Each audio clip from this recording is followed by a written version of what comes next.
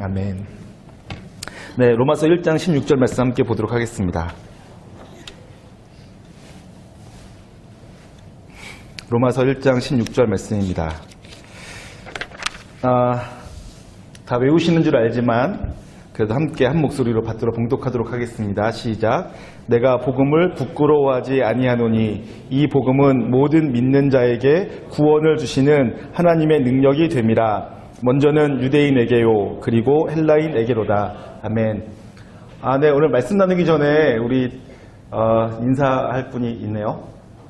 어저께 제가 결혼식장에 갔다 왔어요. 결혼식장에 갔는데 교회에서 한다는 거예요. 그래서 CCC 간사가 가난하니까 식장 못 얻고 교회에서 했나 보다 라고 생각하고, 교회에서 하니까 또 저희 교회 결혼식이 두 군데 있었는데 한 군데는 호텔에서 하고 한 군데는 교회에서 하는데, 교회에서 하니까 갈비탕 정도 먹고 와야 되나 보다, 하필 겹쳐가지고 호텔에서 못 먹었을까, 뭐 이런 잡다한 생각을 하면서 결혼식장에 갔는데 어머나 이게 웬일이에요? 교회가 너무너무 예쁘더라고요. 교회가 효율적으로 지어졌다라고 볼 수는 없는데 뭐라고 표현해야 될지, 지중해 풍으로 지어졌다고 할까? 이상하게 예쁘더라고요. 아기자기하고. 그리고 식사가 갈비탕이 아닐 뿐만 아니라 호텔에서 주는 거 이상으로 맛있더라고요. 모르겠어. 진짜 이렇게 객관적인 건지 제가 주관적인 건지 모르겠는데 그렇게 맛있게 느껴지고 좋더라고요. 그리고 결혼식 갔다 왔는데 보통은 걔가 결혼식 뭐 한두 번 가는 게 아니니까 조금 식상하게 느껴지고 또 그게 그거라고 생각했었는데 하는 마음이 조금 있었어요. 그런데 그래서 거기 식장에 조금 느긋하게 천천히 들어갔어요. 맨날 보던 결혼식이니까. 그래서 처음에 이렇게 뒷자리에 느긋하게 서 있다가 앉았는데 이상하게 제가 자꾸 결혼식으로 빨려 들어가더라고요. 제가 희한한 경험을 했어요. 결혼식장 매번 여러 번 갔던 결혼식장에서 결혼식을 하는데 제가 막 결혼식으로 빨려 들어가고 있고 점점점 은혜를 받고 있고 점점점 몸에서 에너지가 나오는 거예요. 제가 희한한 결혼식이어서 제가 오랫동안 기억에 남을 것 같아요. 함께 참석했던 사람들이 그러더라고요. CCC인 사람은 되게 얼굴 표정이 제가 느꼈어요. 제가 안색을 잘 살피거든요. CCC인 친구들 얼굴 표정이 자부심으로 가득해. 결혼식 끝난 다음에. 그리고 저희 청년 중에 한 명이 뒷자리에 봉고차 타고 오는데, 야, 나 CCC 들어가면 안 되겠냐? 이런 얘기를 하더라고요. CCC 가입하는 조건이 뭐냐고 물어요. 그만큼 어저께 결혼식이 너무 좋았어요. CCC 간사인 두 커플이, 두 형제 자매가 결혼해서 이제 부부가 되었습니다. 한번 일어나서 인사 한번 해주세요. 네. 네. 네, 너무너무 감사합니다. 그리고 또 한 명 인사할 사람이 있네요. 저기 군대에 있다가 가끔씩 휴가 나와서 온 우리 민혁이 군대 생활 잘하고 있는지 모르겠어요. 잘하고 있겠죠. 한번 일어나서 인사해주면 앞으로 남은 기간 잘 견디라고. 네. 네, 그리고 오늘 저희 교회 처음 오신 분들 환영합니다. 저희 교회에 오셔서 함께 천국과 같은 기쁨, 행복 누리셨으면 좋겠습니다. 그리고 제가 잘 울어요. 제가 울 때 너무 당황하지 마시고 그러나 보다 하시면 되겠습니다. 아까 찬양 가사가 가사가 너무 신기하네요. 너무 좋은 가사였어요. 그래서 제가 울컥했습니다. 자, 오늘은 복음 증거라는 제목으로 함께 말씀의 은혜를 나누도록 할 건데요. 미리 제가 말씀드릴 텐데 오늘 말씀이 조금 어려워요. 그래서 여러분들이 어렵다라는 걸 이해하시고 잘 따라와 주시면 좋을 것 같아요. 필요하면 메모도 좀 하시고요. 그렇게 해서 오늘 말씀을 잘 따라와 주시는데, 이런 복음 증거 이것도 식상한 주제일 수 있어요. 그런데 이 말씀을 통해서 여러분들이 하나님 아버지의 마음을 좀 알고 또 아버지 앞에서, 복음 앞에서 내가 어떻게 살아가야 되는지에 대해서 조금의 이해의 폭이 넓어지셨으면 좋겠습니다. 자, 한 장 넘겨주시고요. 복음 증거는 왜 필요한가? 라는 질문을 제가 했습니다. 복음 증거는 왜 필요한가? 여러분, 복음이라는 말은 한자어죠. 그래서 복된 소식이라는 뜻입니다. 영어로는 가스펠이라고 불러요. 가스펠이라는 말은 갓스펠, 그래서 하나님의 말씀, 하나님의 메시지, 뭐 이렇게 말하는 거죠. 그러니까 미국 영어권에서는 복된 소식을 하나님의 말씀을 복음으로 받아들이는 거예요. 그래서 복음을 가스펠이라고 부르죠. 그리고 굿 뉴스가 복음이에요. 그런데 헬라어로 복음은 유앙겔리온이라고 불러요. 근데 유앙겔리온이라는 말뜻, 지금 우리 복음이라는 말뜻 제가 설명하는 건데, 처음 이 유앙겔리온이라는 말은 보통은 이러한 용법으로 쓰여지는데 어떤 때냐 하면 부족 간에, 나라 간에 전쟁을 치렀어요. 그러면 전쟁에는 뭐 20살 이상 혹은 성인식을 치른 사람 이상의 사람들이, 남성들이 군대에 나가지 않습니까? 그러면 집에는, 고향에는, 마을에는 이제 여자들, 어린 사람들 혹은 나이 많은 사람들, 뭐 그런 사람들만 남아 있어요. 그러면서 전쟁을 하면 그 집에 남아있던 사람들은 이 전쟁의 소식이 궁금해요. 왜냐하면 여러분, 오늘날에도 그럴 수 있지만 옛날에는 전쟁을 통해서 모든 것을 가지느냐 모든 것을 잃느냐라는 게 결정되기도 했어요. 예를 들면 여러분, 포로는 어떤 때 생기죠? 전쟁에서 지면 진 나라 사람들은 이긴 나라 사람들의 전쟁 포로가 돼요. 한 번 포로가 되면 어떻게 되죠? 죽을 때까지 포로고, 나만 포로가 아니라 내 자녀도 포로고, 노예고, 내 자녀의 자녀도 노예가 돼요. 그러니까 전쟁에서 진다는 얘기는 모든 것을 다 잃는다는 얘기예요. 그래서 고향에 남아있던 사람, 집에 남아있던 남편과 아들과 아버지를 전쟁에 내보낸 사람들은 전쟁에서 이겼느냐 졌느냐, 전쟁의 소식을 굉장히 궁금해해요. 그런데 전쟁에서 만약에 이겼어요. 이겼다라고 할 때, 전쟁에서 이기면 군대의 그 지휘자는 제일 먼저 전령을 고향, 국가로 보냅니다. 뭘 전하라고요? 이겼다라고 하는 승전보를 전하기 위해서 보냅니다. 그래서 그 승전보를 가지고 가는 사람이 전한 그 소식, 이겼다라는 소식, 그것이 유한겔리온이에요.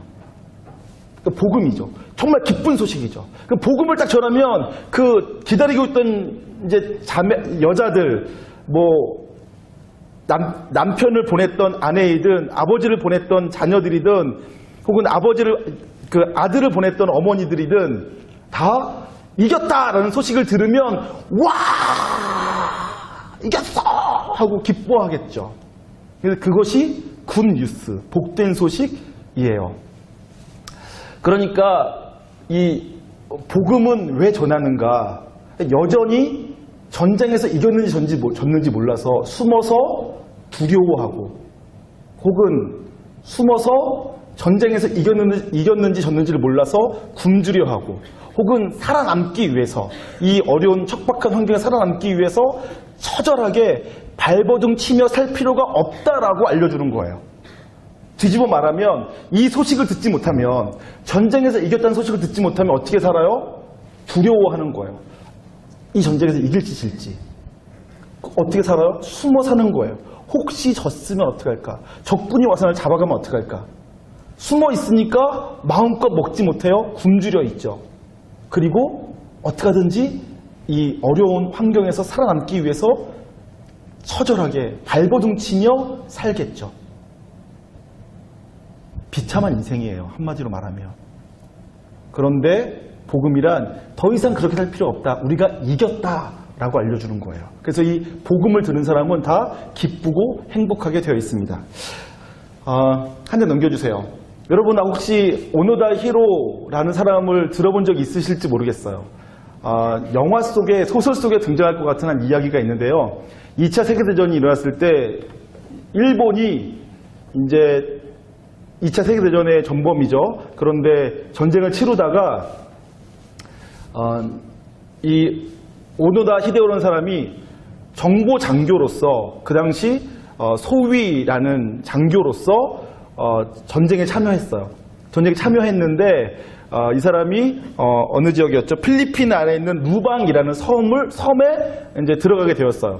그런데 전쟁이 그만 끝나버렸어요. 전쟁이 끝났는데 이 섬에 들어갔던 이 오노다 히로라는 사람이 한 300여 명이 함께 들어갔는데 전쟁에서 200여 명이 죽고, 그다음에 소수가 남았다가는 또 죽고 했어요. 그 전쟁이 끝났어요. 끝났는데 이 사람은 전쟁이 끝났다는 것을 믿지 못한 거예요. 그래서 필리핀 정부에서 그러면서 이 사람이 숨어 산 거죠. 전쟁 중이니까 어떻게 하든지 살아남으려고 게릴라전을 펼치면서 필리핀 정부군과 싸우면서 살았어요. 그러면서 처절하게 숨어서 게릴라전을 펼치니까 이제 필리핀 정부에서 전쟁은 끝났다, 항복해라, 투항해라라고 이 삐라를 보냈어요. 근데 이 사람이 전쟁이 끝났다는 삐라 소식지를 받아봤는데 정보장교였거든요. 그러니까 정보장교, 첩보를 하는 사람이었기 때문에 이거는 미군의 작전이다, 계략이다, 속임수다라고 생각하고선 그 삐라를 보고서는 일본이 항복했다는 소식을 받고서는 안 믿었어요. 그리고 계속 산 거죠. 그래서 29년 동안 살았어요. 29년 동안 숨어서 산 거죠. 그 소식을 듣고서는 가족을 보내고, 일본 정부가 그 소식을 듣고서는 특사를 파견하고, 근데 처음에는 못 찾았대요. 찾지도 못해, 어디 숨었는지. 아주 깊숙이 숨어 있어가지고. 그러다가 나중에 1974년에 한 소설가가 이 소식을 듣고서는 너무 흥미진진해가지고 찾아가서 만났어요. 간신히 찾아서 만나가지고 자기가 설득을 했는데 이 사람이 그 얘기를 설득을 다 듣고서도 믿지를 못해요. 혹은 정말로 그렇다고 치더라도 나는 내가 처음 받은 명령은 절대로 투항하지 말고 자결도 하지 말라고 들었기 때문에 나는 할 수가 없다. 투항할 수가 없다. 졌다라고 인정할 수가 없다. 그런 거예요. 그래서는 오직 하나 내가 투항하는 방법은 내 직속 상관이 투항하라고 명령을 하겠다라고 해가지고 이 직속 상관인 타니구치라는 소령, 그 당시 소령이 이제 투항 명령서를 써가지고 가서는 직접 전달하니까 그때서야 그거를 받고서는 항복했다라는 거예요.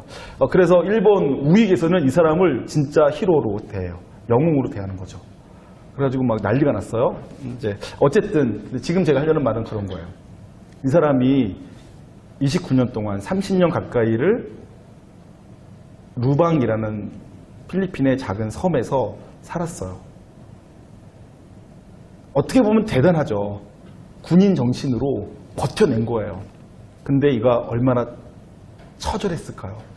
치열했을까요? 얼마나 또 고통스러웠을까요? 이 사람에게 조금만 더 빨리 복음이 전해졌고, 그다음에 이가 그 복음을 받아들이기만 했다면 이 사람은 그 인생의 3분의 1 정도 혹은 절반 정도의 삶을 훨씬 더 행복하게 살 수 있었을 거예요. 근데 그렇지 못한 거예요.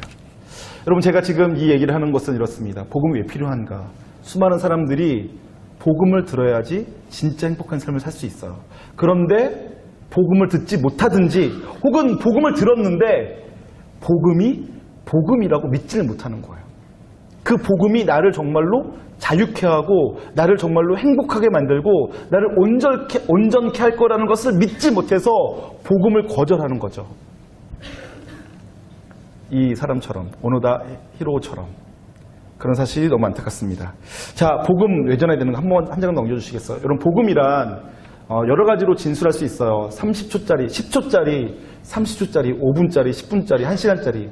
복음에 대해서 진술하라 그러면 여러 가지로 진술할 수 있겠는데 저는 제일 짧게 진술하라라고 한다면 빨간 글씨, 하나님께서 나를 사랑하신다. 이걸 전 복음으로 받아들이고 있어요. 하나님이 날 사랑한다는 거죠. 근데 그 하나님은 어떤 하나님이죠? 그 앞에 있는 전능하신 하나님께서 서술어예요. 설명하는 거죠. 그 하나님을 설명하는 건데 설명하자면 굉장히 길게 설명할 수 있어요. 우리 하나님 어떤 하나님이시죠? 전능하신 하나님, 천지를 창조하신 하나님, 날 만드신 하나님, 무소부지하신 하나님, 지혜로우신 하나님, 참된 지식을 갖고 계신 하나님. 어쨌든 어마어마한 나와는 비교할 수 없을 만큼 위대하신 하나님, 그 하나님께서 나는 어떤 나죠? 그 앞에 제가 3가지 정도 써놨네요. 연약한 나, 허물 많은 나, 죄인 된 나. 그것뿐이겠습니까? 나를 설명할 말은 또 어마어마하게 많아요. 나는 어떤 나죠? 자꾸 쓰러지는 나, 실패하는 나, 아무에게도 사랑받지 못하는 나, 혹은 나 혼자 잘 살아보려고 버둥버둥거리고 애써보지만 결국은 무너지는 나. 나에 대해서 내가 얼마든지 설명할 수 있어요. 근데 어쨌든 하나님이 나를 어떻게 하신다고요? 사랑하신다는 거예요. 사랑하신다는 말도 설명할 게 많아요. 어떻게 사랑하시죠? 만드시고 나를 자녀 삼아주시고 나의 행복을 위해서 애써주시고 뿐만 아니라 결국은 행복해지지 못하는 나를 안타까워하시며 독생자 예수를 보내어서 십자가 지게 하심으로 대속제물 되게 하심으로 결국은 나를 살려내시는 그러한 사랑을 베푸신 하나님, 이렇게 진술할 수 있겠죠. 하나님께서 나를 사랑하세요. 그래서 죽을 수밖에 없는 나, 죄와 허물과 죄인됨으로 인해서 죽을 수밖에 없는 나를 구원하시려고 예수 그리스도 보내셨죠. 그래서 이제는 누구든지 예수 그리스도를 믿는 자는 다른 대가를 지불할 필요 없이 구원을 얻어요. 이게 복음이에요. 여기서 제가 일부러 다른 대가를 지불할 필요 없이라는 말을 넣었어요. 내가 노력해서 구원을 얻어내는 것 아니고, 내가 땀 흘려서 구원 얻어내는 것 아니고, 내가 그동안 벌었던 돈을 들여서 얻어내는 것 아니라, 나는 어떠한 대가를 지불할 필요 없이 그냥 하나님의 사랑하심 때문에, 하나님이 나를 너무 사랑하시고 내가 이렇게 죄로 죽어가는 것을 불쌍히 여기시는 그 하나님 아버지의 마음 때문에 조건 없이, 이유 없이, 어떠한 대가도 상관없이 그냥 나를 구원해 주신 거예요. 이게 바로 구원인 거죠.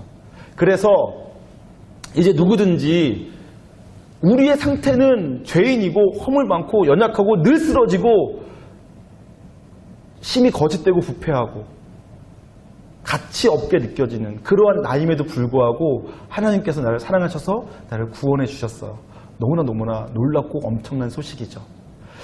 그런데 문제는 뭐냐 하면, 제가 이 복음을 누군가에게 말해주면 사람들이 전쟁이 끝났습니다 라는 소식을 들었을 때 온 마을 사람들이 와 하는 것처럼, 혹은 지난 아시안 게임에서 축구에서 골이 들어갔을 때처럼 와 하는 그런 반응이 안 나온다는 거예요.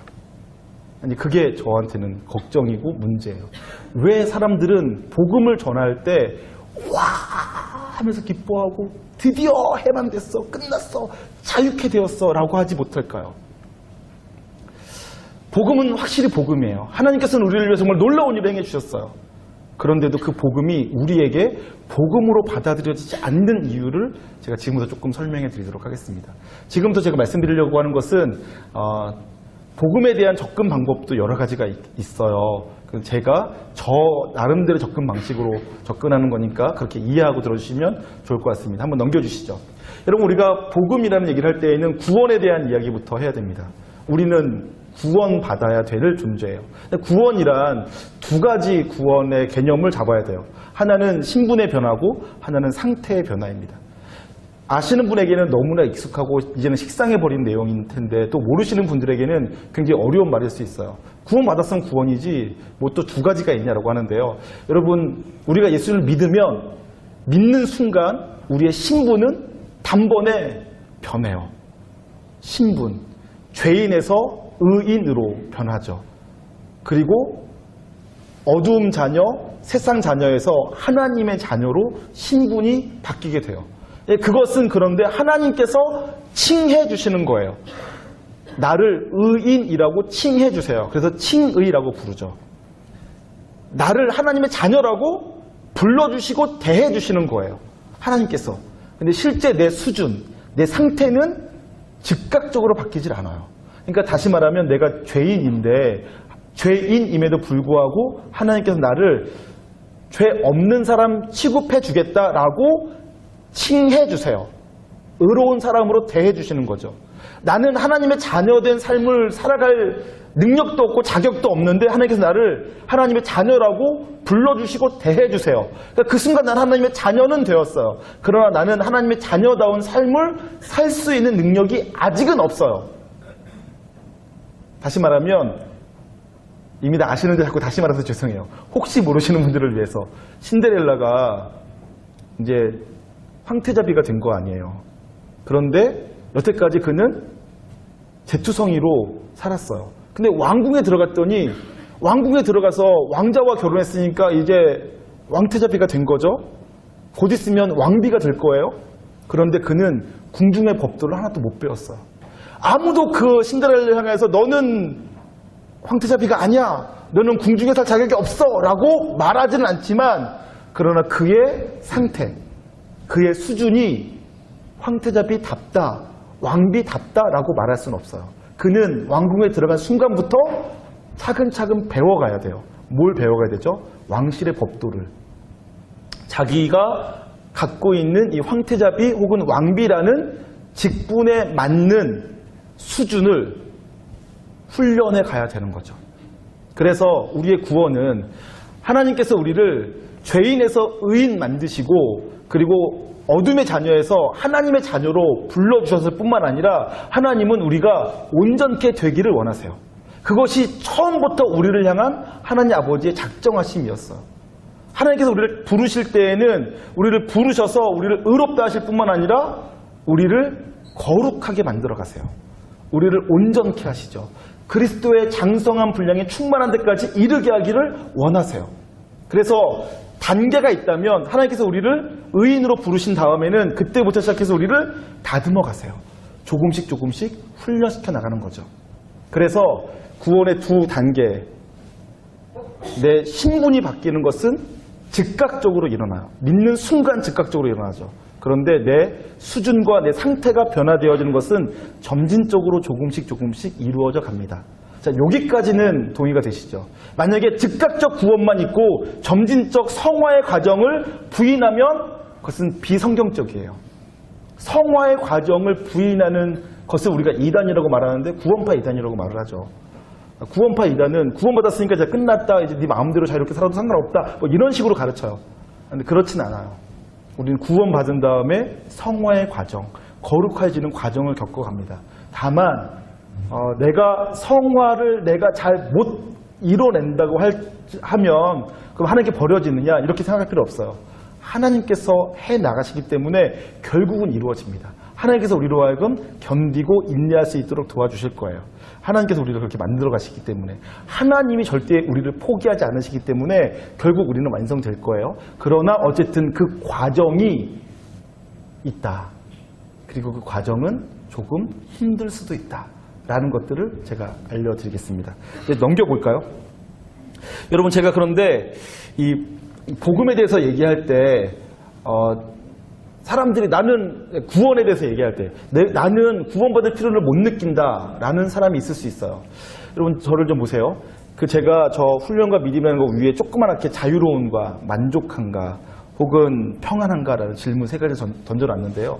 많은 사람들이 나는 아무런 문제가 없다라고 생각하고 살고 있어요. 제가 정말 자유로운가? 라고 묻는다면 한번 잘 생각해 보셔야 돼요. 여러분 정말 자유로우신가요? 여러분 정말 자유롭게 선택하시고 자유롭게 하고 싶은 것 하고 사시는가요?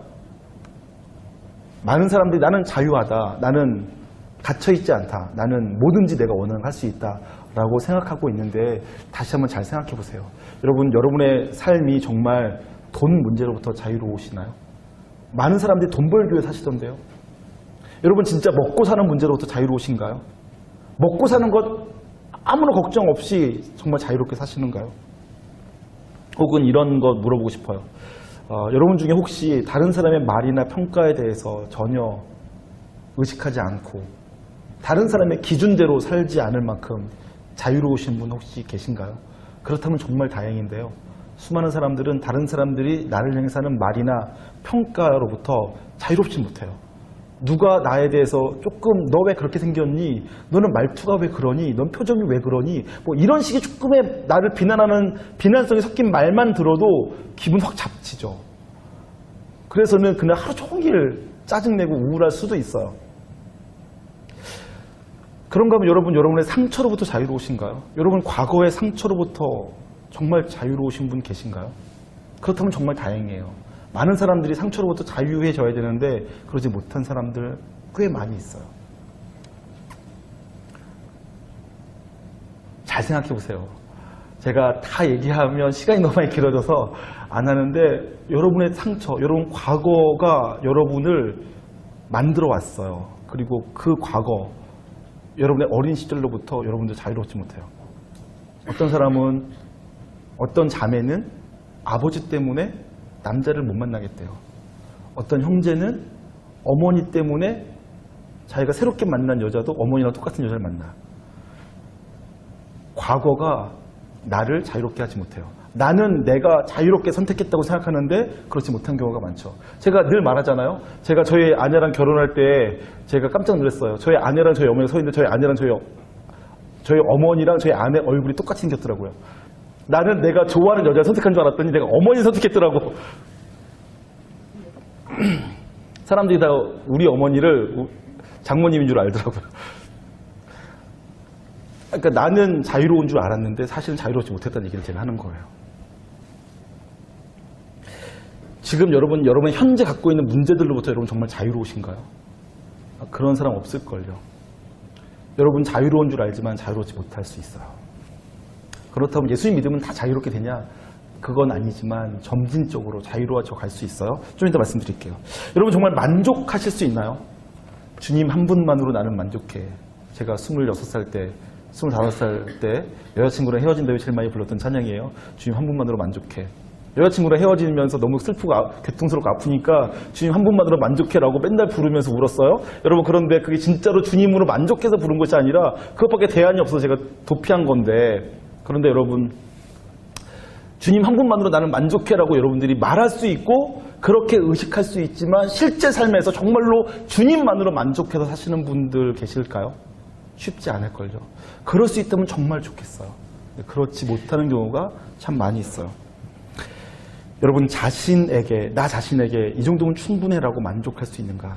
혹은 지금 환경에 내가 충분히 만족하는가? 다시 말하면 여러분 지금 충분히 행복하신가?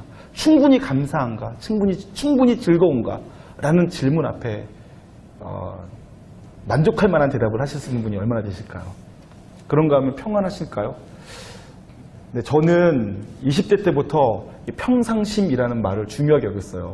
제가 아주 이렇게 들레 있는 사람이거든요. 감정 기복도 심하고 또 충동적이고 즉흥적인 그런 성격, 기질의 사람이어서 내가 그러지 않았으면 좋겠다 라고 생각하면서 20살, 20대 때부터 늘 평안한 마음, 안정적인 마음을 굉장히 원했는데 잘 안 되더라고요. 뿐만 아니라 노후에 대해서 두려움 없으실 수 있을까요? 미래에 대해서 두려움 없는 분 계세요? 생계에 대해서, 혹은 어떤 분들 청년들 만나보니까 내가 과연 결혼할 수 있을까라는 생각을 하시는 분 계시더라고요. 결혼에 대해서 두려워하죠. 걱정하는 거죠, 말하자면.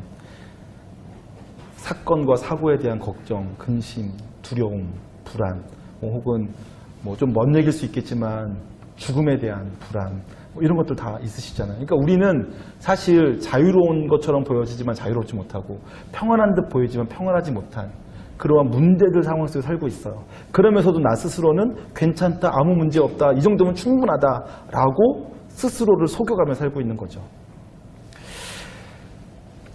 저와 여러분이 조금 더 우리 자신에 대해서 좀 잘 생각해 볼 필요가 있습니다. 자, 그런 측면에서 훈련과 믿음이라는 얘기를 지금 하려고 하는데요. 여러분, 구원받은 이후 우리의 상태가 조금씩 하나님에 의해서 변화되기 시작해요. 다시 말씀드리지만 하나님께서 우리를 구원하신 것은 여전히 죄인으로 살도록 내버려 둘 생각으로 그냥 죄인인데도 죄인 아닌 것처럼 대하시는 게 아니라 일단은 의인으로 대하시며 그를 진짜 의인으로 만들어 가시려는 거예요. 그러니까 예수님 믿으면 믿을 때부터 시작해서 변화가 시작되어지죠.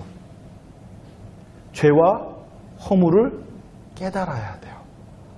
그런데 내가 죄인인 것을 깨닫는 것이, 내가 허물이 많다는 것을 깨닫는 것이, 내가 연약하다는 것을 깨닫는 것이 괴로워요.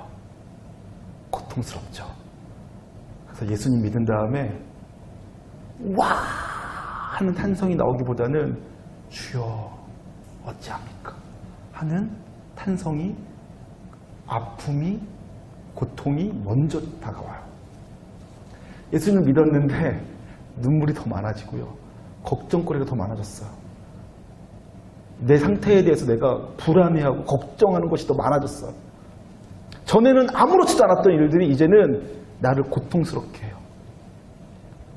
중학교 1학년 때였어요.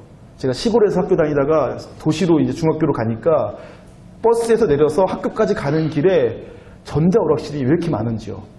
시골에는 전자오락실이 있어봤자 갤러그하고 너구리 2개밖에 없었는데 거기에는 여러 가지 오락기기들이 많이 있더라고요. 그래서 학교 끝나고 올 때마다 제가 전자오락실에 들려서 오락을 했어요.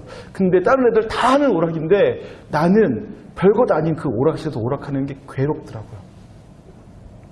여러분, 제가 지금 전자 오락하지 말라는 얘기 아니에요. 그런 게 아니라 예수님 믿으니까 나를 힘들게 하는 게 더 많아졌다는 얘기를 하는 거예요. 예수님 때문에. 하나님께서 자꾸 나를 바꿔가시는 게 힘들어요. 내 죄를 깨닫는 것이, 내 허물을 깨닫는 것이, 내 연약함들을 깨달게 되니까 예수 믿는 게 더 힘든 거죠. 차라리 안 믿는 사람들은 자기 마음대로 사는 것처럼 보여지는데 믿고 나니까 해야 될 것도 많고 하지 말아야 될 것도 많고 그것도 자꾸 생각나니까 괴로운 거죠. 그런가 하면 자꾸 버려야 돼요. 자꾸 고쳐야 되고요. 자꾸 새로워져야 되는 거죠. 주님께서 우리를 부르신 다음에 우리를 성화시켜 나가세요. 성숙해 가야 돼요. 근데 성숙해 간다는 것은 무슨 뜻이에요? 옛사람을 버린다는 얘기예요. 옛것을 허물어 버린다는 얘기예요. 지금까지 내가 옳다고 여겼던 것을 틀렸다라고 인정하는 것이고요. 지금까지 생각해보지 않았던 것을 생각해야 된다는 얘기를 하는 거예요. 안 해봤던 일들을 해봐야 된다는 얘기를 하는 거죠. 그러니까 예수님 믿은 다음에 하나님께서 내 속에서 하고 있는 일들이 나를 더 힘들게 해요. 고통스럽죠. 여러분 그것을 우리가 뭐라고 부르죠? 훈련이라고 부릅니다. 훈련. 하나님께서 우리를 부르신 다음에 우리를 성화시켜 가시는데 그 성화의 과정을 우리는 어떻게 경험하냐 하면 훈련받는다. 훈련되어져 간다라고 하는 거예요. 그리고 훈련은 항상 힘듭니다. 힘들지 않은 훈련이 없어요. 그리고 훈련이 힘들 때 비로소 의미가 있기도 하고요.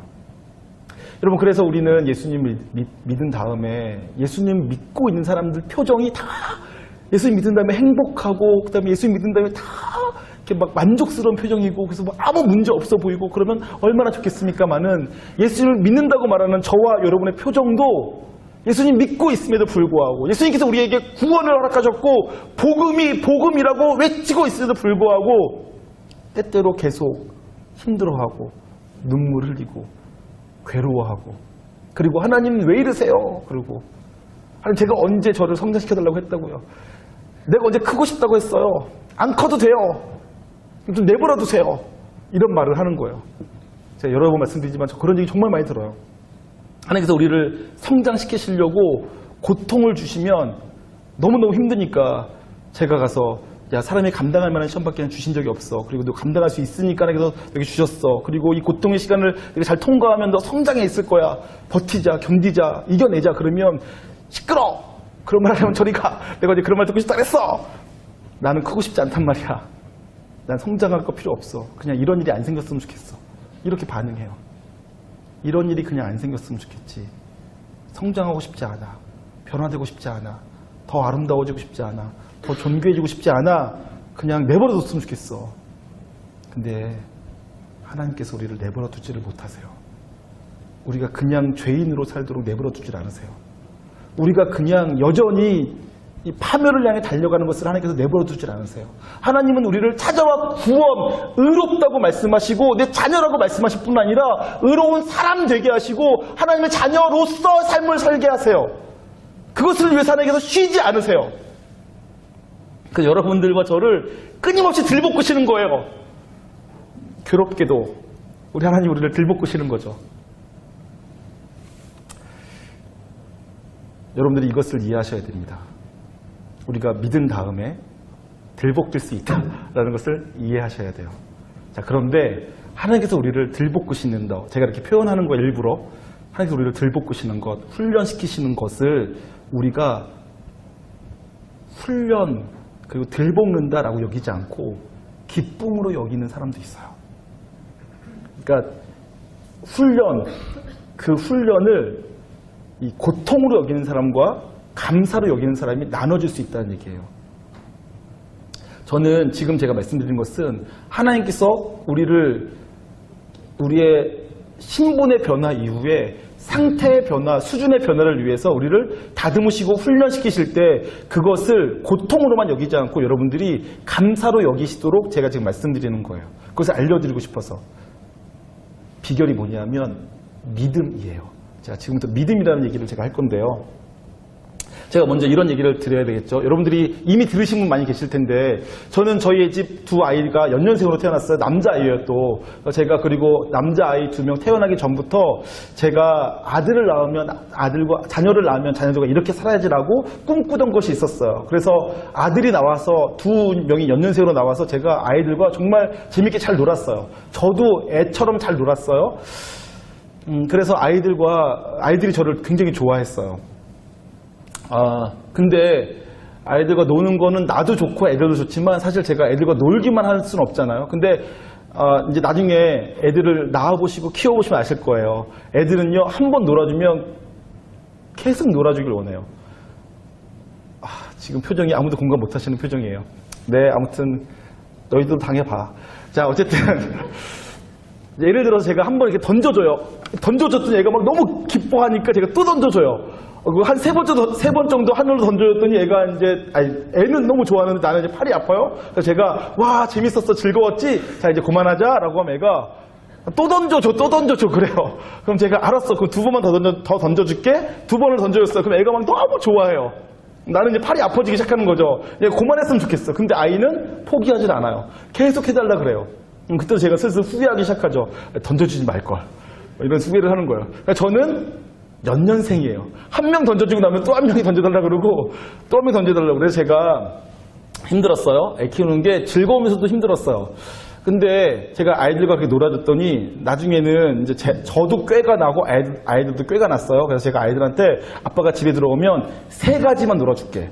그러니까 3종 세트라고 저희가 불렀어요. 아빠가 집에 들어오면 오늘의 3종 세트만 놀아줄게. 너희가 놀이를 3가지만 골라. 아빠 그 3가지를 너희가 3가지를 한 번씩만 해줄게. 그래요. 그래도 저는 2명이니까 6명이었죠. 6번이었죠. 그래서 아이들은 저와 더 오랫동안 놀기 위해서 길고 오래가는 놀이를 골라요. 그럼 저는 짧고 금방 끝나는 놀이를 고르죠. 서로가. 그러는 가운데 제가 놀이를 개발했어요. 어떤 놀이냐면 오토바이라는 놀이예요. 들어보신 분 다 계실 텐데 어떤 놀이냐면 두 아이가 엎드리게 해요. 그리고 제가 다리를 들어요. 그래서 제가 부릉부릉 웅 하면 애들이 오토바이처럼 막 가는 거예요. 여러분 그거 얼마나 힘들겠어요. 애들이 두 팔로 자기 몸의 체중을 버텨서 걸어가야 되니까 저는 그 오토바이를 힘드니까 빨리 끝날 줄 알고 개발한 거예요. 제가 그 놀이를. 사실 놀이도 아닌데 애들한테 이게 놀이다라고 속여가지고 철없는 애들을 속여가지고 제가 놀이를 만든 거죠. 그래서 오늘 오토바이 한번 하자. 막 그러고 애들이 뭐 좋아해. 와, 오토바이다 그래요. 애들이 아무도 몰라서 소리 없어서 그랬어요. 근데 그 오토바이라는 놀이는 언제 끝나냐? 아이들이 더 이상 그러니까 처음에는 집을 한 바퀴 돌면 끝나는 거였어요. 그랬더니 애들이 처음에는 이거 걷지도 못하다가 나중에 힘이 생겨가지고는 집안 한 바퀴를 다 돌더라고요. 그랬더니 애들이 좀 더 해달래요. 그래서 내가, 야, 이거 끝나는 건 한 바퀴 도는 게 끝나는 거죠. 그랬어요. 그랬더니 애들이 알았다고 하더니 다음날은요, 집안에 있는 소파를 다 뒤로 빼더라고요. 앞으로 빼요. 그 다음에 벽으로 가는 거예요, 벽으로. 조금이라도 더 오랫동안 하려고. 그래가지고 제가 집에 들어가면 소파가 다 앞으로 다 당겨져 있어요. 그래가지고는 오토바이 해달래요. 그럼 제가 다리를 들면 부릉부릉 웅 하면 이 가장 멀리 한 바퀴를 돌아요. 이제 그래도 애들이 금방 끝난다고 생각을 했나 봐요. 근데 애들이 저한테 제안했어요. 아빠, 우리가 힘들어서 더 이상 못 갈 때까지 해줘 그러더라고요. 제 생각에 이 오토바이가 보통 힘든 게 아니거든요. 그래서 좋아, 네가 못할 때까지 해줄게 그랬어요. 그랬더니 진짜 애들이요, 이를 악물고 하더라고요. 집안을 10바퀴를 돌아도 애들이 안 끝나려고 그래요. 계속 그걸 해요. 그래서 제가 금방 끝나게 하려고 막 빨리도 달려보고 막 제가 손으로 좀 이렇게 누르기도 하고 막 그러면서 이렇게 했죠. 여러분 그 오토바이는 사실 놀이가 아니라 훈련이에요. 훈련. 아이가 이제 첫째 아이가 4학년 때였어요. 학교에서 극기 훈련을 가더라고요. 학교 단체로 가는 거예요. 근데 그 아이가 갔다 오더니 표정이 안 좋아요. 너 별로 안 좋았을 때 걔가 그러더라고요. 아빠, 우리가 하던 오토바이가 훈련이 돼? 벌칙이던데? 그러더라고요. 근데 그다음부터는 그걸 해달라고 안 하더라고요. 여러분 제가 지금 무슨 말 하려고 그러는지 짐작하신 분 계세요? 똑같은 일인데 그것을 어떻게 받아들이냐에 따라서 훈련이 되기도 하고 놀이가 되기도 한다는 것을 제가 깨달았어요. 오토바이는 두 팔로 걸어가는 거니까 굉장히 힘들어요. 여러분 그래서 조희준 제 아들, 첫째 아들 아시는 분 계시면 한번 걔를 잘 보세요. 어깨가 엄청 넓어요. 고등학교 2학년 아이가 어깨가 떡 떨어졌어요. 왜 그런 줄 아세요? 오토바이에서 그래요. 어려서부터 오토바이를 해가지고 애가 어깨가 그냥.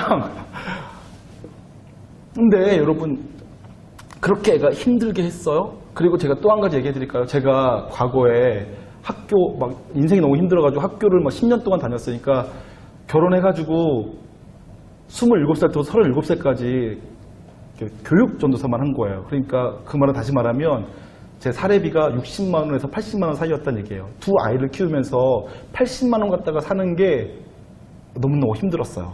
계속 빚만 늘었어요. 저희 아내는 또 두 아이를 또 연년생으로 키워야 되니까 일도 못하고 일해봤자 짧은 단기 아르바이트 같은 거 하고 그러니까 사는 게 너무 힘들었어요. 그래서 제가 이제 투잡, 쓰리잡을 했어야만 됐는데 이제 새벽 예배 마친 다음에 우유 배달을 했어요. 우유 배달을 하면 한 30만 원에서 40만 원 사이로 벌 수가 있어요. 그래서 그거라도 벌라고 제가 새벽 예배 마친 다음에는 우유 배달을 했단 말이에요. 저희 아이들이 새벽 예배는 안 가는데 제가 우유 배달을 하기 위해서 집에 들어오면 깨요. 그래서 저와 함께 나오는 거예요. 우유 배달 같이 해요. 근데 이제 아파트 단지를 하면 제가 이제 우유를 가지고 와가지고 우유 배급소에서 사갖고 와가지고 아파트 입구로 들어서면 첫째 아이가 이쪽 동에 우유 배달할 집이 세 군데다 그러면 우유 3개를 들고 막 뛰어가요. 그래서 걔가 우유 3개 딱 배달하고 그다음에 둘째 아이가 또 이쪽 동에 여기 배달할 때 5개다 그럼 5개 들고 막 뛰어가서 다 놓고 와요. 저는 그러면 이 카트 우유를 담은 카트만 들고 쭉 가면 돼요. 그럼 두 아이가 이쪽 동 다 갔다 와요. 그럼 제가 끝에 가 있으면 애들이 아빠 다 했어 하고 이제 모이는 거죠. 우유 배달 참 쉬웠어요. 근데 저희 아이들이 그것을 창피하게 여기거나 수치스럽게 여기거나 어렵게 여기질 않았어요. 왜냐하면 아빠와 함께하는 놀이로 알았어요. 여러분 인생은 아름다워라는 이탈리아 영화를 혹시 아세요? 아시는 분 계실 거예요. 저는 그 영화 너무너무 사랑해요. 제가 그거는 CD로도 가지고 있고 지금 제 지폐에도 다운받아 놓고 있고 제가 종종 봐요. 제가 생각할 때는 제 인생 영화고 불의 명작으로 생각하는데 제가 그 영화 너무너무 사랑하는데 생각만 해도 울컥거려요. 그 영화를 아시는 분은 아실 거예요. 유태인이에요. 그래서 결국은 붙잡혀 갔어요. 그런데 아직 어린 아들에게는 이 전쟁의 비참함을 알려주고 싶지 않아서 아빠가 거짓말을 해요. 이것은 놀이다. 들키지 않고 끝까지 숨어 있으면 탱크를 선물로 받는다. 이렇게 말하고 아빠가 나치 수용소에서 일하고 오니까 얼마나 피곤하겠어요. 그런데 아들을 볼 때마다는 웃어주고 놀아줘요. 그 아이는 전쟁이 끝날 때까지 정말로 그것이 그 전쟁의 상황이 놀이인 줄만 알았어요. 자, 어쨌든 똑같은 일이라도 내가 어떻게 받아들이고 인식하느냐에 따라서 다를 수 있습니다. 제가 한 가지 얘기만 더 할 텐데요. 제가 며칠 전에 한 자매에게 제가 그 자매가 듣기 싫어하는 줄 알면서 싫어하는 말을 했어요. 그러니까 잘못을 지적하고 그 잘못을 고치라는 말을 한 거죠.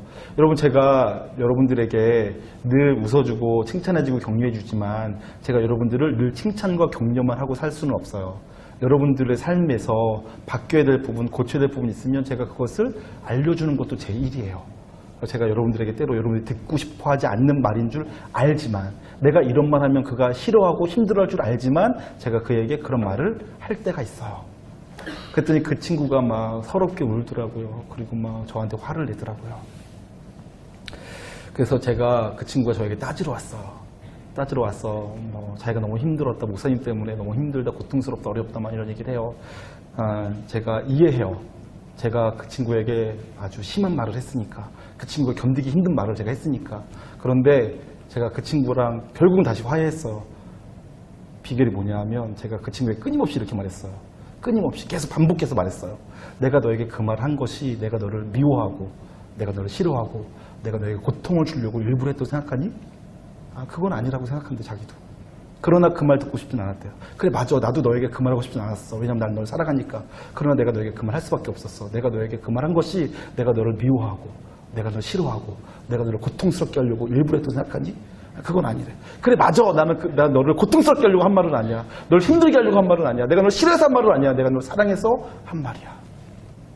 제가 끊임없이 그것밖에 말할 수가 없었어요. 사랑하지만 그렇게 말할 수밖에 없었어요. 그가 훈련되길 원했기 때문에, 그가 성숙하길 원했기 때문에, 그가 자라가길 원했기 때문에. 내버려 두어도 그냥 내가 사랑만 해줘도 알아서 자라주면 좋은데 사랑만 해서는 안 자라는 부분이 있을 때에는 제가 그 말 하는 거죠. 그러나 그가 어쨌든 계속 많이 울었어요. 한꺼번에 울었나 봐, 눈물을 모으면. 그런데 결국 그가 이해하고 화를 풀고 그리고 가더라고요. 제가 지금 무슨 말 하려고 그러냐면 하나님께서 우리를 성장시켜 가실 때 우리는 훈련을 받는 거예요. 훈련은 힘들어요. 고통스러워요. 어려워요. 그런데 그때 그 훈련을 내가 견디고 이기고 훈련 가운데도 즐길 수 있다면 무엇 때문에 가능한가? 하나님을 믿기 때문에 가능한 거예요.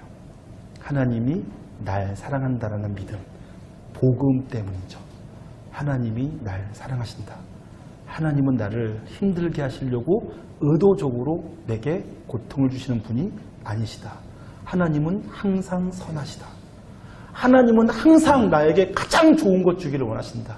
근데 그 좋은 것을 내가 얻으려면 과정으로서 이 고통의 시간을 통과해야 된다라는 믿음이 있으면, 그런 믿음이 있으면 고통스럽지만 그 때로는 포기하고 싶고 도망가고 싶지만 견뎌낼 수 있어요. 믿음이 그래서 중요한 거죠. 훈련은 고통스럽고 힘들어요. 그러나 믿음이 있는 사람은 훈련을 받아들이죠. 믿음이 없으면 어떻게 될까요? 하나님께 나를 훈련시키고자 할 때 못 견뎌요. 도망치고 싶어 하죠. 다시는 이런 훈련이 없기를 바라고요. 그런데 하나님은 그렇게 내버려 두지 않으시니까 계속 고통스러운 거예요.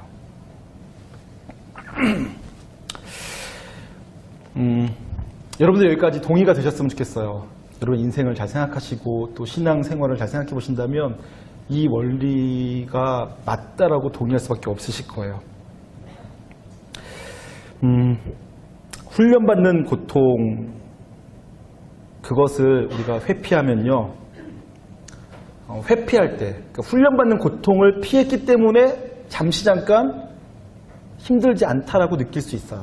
근데 훈련받지 않아서 생겨난 평안은 나를 더 큰 고통으로 이끌어가요. 이것을 여러분들이 잘 이해하셨으면 좋겠어요. 예를 들면 이런 거죠. 여러분 공부하는 거 힘들죠. 공부하는 거 좋아하는 사람 소수 있지만 많지는 않을 거예요. 그래서 공부로 제가 예를 들게요. 여러분 공부하는 거 힘들어요. 근데 공부하는 거 힘들고 지겹고 어려우니까 공부 안 했어요.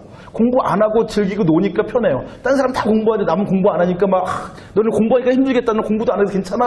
라고 즐겼어요. 놀았어요. 근데 결국은 어떻게 되죠? 공부했던 사람은 자기가 원하는 학교, 자기가 원하는 직장 갈 수 있어요. 그런데 공부 안 한 사람은 공부 안 했기 때문에 공부 안 하는 동안은 즐거웠지만 결국은 원했던 학교 못 가고 원했던 직장을 못 가게 되어지는 결과를 얻어서 나중에는 결국 더 힘들어질 수 있어요. 그렇다라는 거예요. 예를 들면 하나님께서 우리를 훈련시키실 때 그 훈련은 힘들어요. 우리 훈련을 성실하게 잘 감당하고 받아나가고 하나님께서 나를 사랑하셔서 주시는 훈련이라고 생각하고 이 훈련을 믿음으로 극복해내면 점점 성화되고 거룩해지고 존귀해져서 나중에는 세상이 감당치 못하는 사람, 예수 그리스도의 장성한 분량에 충만할 때까지 이르는 사람이 되어져 버려서 진짜 자유함, 진짜 만족함, 진짜 평안함을 누릴 수 있는 자리까지 가고 점점 그렇게 되어져 가지만 훈련받는 걸 힘들어하고 회피하고 도망치고 훈련받기를 거절하면 그 기간에는 훈련받지 않으니까 괜찮은 것처럼 여겨져도 점점 인생의 무게가 더 힘들게만 느껴지고 그 인생의 무게를 견디지 못해서 더 큰 고통 속에 살게 돼요.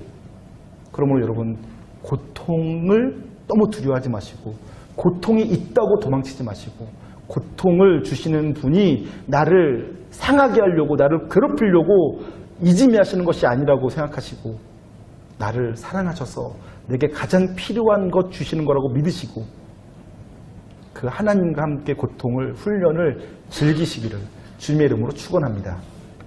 잘 생각해보면 고통이라고 여기는 그것도 살아있다는 증거. 하나님과 함께하면 얼마든지 이길 수 있는 것이고요. 그리고 제가 이제 점점 더 깊이 있게 말씀드릴 텐데 결국 하나님의 공급하심을 경험하게 돼요. 나는 연약하지만 연약한 나를 하나님이 도우셔서 이겨내게 하신 것을 경험하면서 아, 하나님이 나의 공급자시구나 를 경험하게 되면서 더 크게 점프할 수 있게 되실 겁니다. 그럼 여러분 고난을 두려워하지 마시길 주님으로 축원합니다. 한 장 넘겨주시겠어요? 여러분 복음 증거 다시 한번 로마서 1장 16절 말씀 한번 보도록 할까요? 내가 복음을 부끄러워하지 아니하노니라 그래요. 이 말은 부끄러워하는 사람이 있다는 얘기예요. 복음 부끄러워하는 사람이 있어요. 복음을 얘기해도 아무도 바뀌지 않고 나 스스로가 복음이라고 말해도 여전히 힘들기 때문에 복음을 부끄러워하고 복음 전하는 거 싫어하고 내가 예수님 믿고 살고 있는 것을 드러내지 못하는 사람이 있을 수 있어요. 사도 바울은 나는 복음 부끄러워하지 않겠다라고 얘기합니다. 복음은 부끄러워할 만한 일이 아니라고 스스로 확신하는 거죠. 왜냐하면 이 복음은 모든 믿는 자에게 구원을 주시는, 어떤 구원이요? 신분의 변화뿐 아니라 상태의 변화까지도 주시는 하나님의 능력이 되기 때문이라고 믿기 때문에 그래요. 여러분, 저와 여러분이 이 복음으로 말미암아 내 신분이 바뀌었을 뿐만 아니라 나의 수준도, 나의 상태도 점차 변화되어져 가고 있다는 것을 믿으시길 주님의 이름으로 축원합니다. 그래서 날마다 여러분 자신에게 복음을 전하세요. 어떤 복음이요? 하나님이 이러한 나, 여전히 연약하고 부족하고 허물 많고 또 쓰러지고 또 쓰러진 이 나, 그래서 나 스스로도 사랑할 수가 없고 나 스스로도 존중해 줄 수가 없고 나 스스로도 믿을 수 없는 이 나, 그런데도 불구하고 이 나를 하나님은 여전히 사랑하신다. 그리고 이런 나를 사랑하셔서 조금이라도 좋게 하시려고 오늘 한 날을 내게 주셨다. 이날도 주님과 함께 잘 살아보자. 복음을 전하시며 잘 이겨나가시고 매일매일 주님과 함께 성장해 나가시기를, 그래서 점점 더 존귀하고 아름다워지시기를 다시 한번 주님의 이름으로 축원합니다. 우리 한번 찬양할까요? 좀 아까 마지막에 불렀던 예수 예수라는 찬양 함께 찬양하고 속히 마치도록 하죠. 슬픈 마음 있는 자, 몸과 영혼 병든 자, 누구든지 주님의 이름을 부를 때 우리의 신분과 우리 상태를 변화시켜 주십니다. 그 주님을 함께 찬양하고 그 주님 앞에 서도록 하겠습니다. 하나님, 조금 더 기도하고 조금 더 주님과 오랫동안 교제하고 싶은데 시간이 없어서 하나님, 다시 시간을 내어 주님과 교제하겠습니다. 내 인생을 향한 주의 뜻을 알 수 있길 원합니다. 주님께서 나를 어떻게 다듬어 가시는지, 만져가시는지, 훈련시키시는지, 성장시켜 나가시는지 알 수 있기를 원하고 깨달을 수 있기를 원하고, 그 과정 속에서 힘들다고 원망하고 불평하고 도망치지만 하지 않고 그 모든 순간 속에서 나를 사랑하시는 주님을 바라보고, 나를 치료하실 주님을 바라보고, 나를 새롭게 하실 주님을 바라보고, 주님과 함께 그 고통까지도 감사함으로 여기고 즐길 수 있게 되기를 원합니다. 그래서 속히 세상이 감당치 못하는 사람, 참된 의와 지식과 거룩을 소유하고 주와 함께 천국의 기쁨을 누리는 삶을 살 수 있기를 원합니다. 하나님, 청년의 때 힘들고 어렵겠지만 잘 견디고 이기고 극복하고 하나님 주께서 힘주셔서 잘 자라갈 수 있도록 도와주시옵소서. 그리고 그 모든 순간에 우리 속에서 역사하실 주님을 기대하고 주님과 함께 할 수 있는 은혜도 더하여 주시옵소서. 감사드리며 존귀하신 예수님의 이름으로 기도하옵나이다. 아멘. 이제는 우리 주 예수 그리스도의 놀라우신 은혜와 하나님 아버지의 극진하신 사랑하심과 성령님의 감화 감동 교통하심 역사가 이곳에 있는 모든 사람들의 심령 가운데, 그리고 모든 발걸음 위에, 그리고 결혼한 부부 위에, 또 군생활하고 있는 우리 지체 위에, 또 오늘 새롭게 청년부에 찾아온 모든 지체들 가운데 이제로부터 영원토록 함께 있을지어다. 아멘.